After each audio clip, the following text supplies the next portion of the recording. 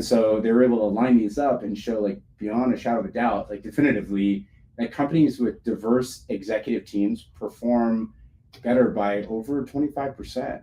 And this makes sense to me from a conceptual level. Here's why. I read a book a couple years ago called The $1 Trillion Coach.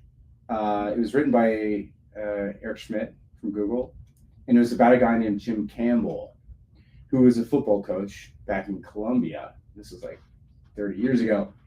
Jim ended up not being so great of a football coach because he played the students that tried the hardest, not the all-stars, right? And what made him be a really good executive, in fact, he ended up being an early coach to Steve Jobs and Susan Wojcicki from YouTube and Larry and Sergey and all these rock stars, is that he had incredible high emotional intelligence.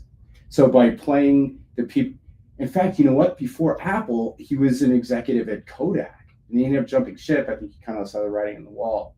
Mm-hmm. But some of the philosophies that he was sharing at Google is this idea of, let's get to know, appreciate, and love each other. Like, not everybody has to get along all the time. That's just kind of an unrealistic expectation.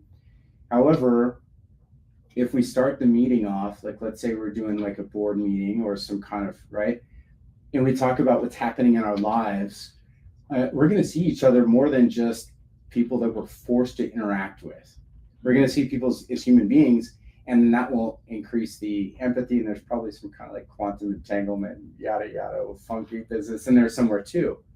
But I really like the idea of getting to know and appreciate and care about your team, because then that's going to build, and then you can be really honest with each other.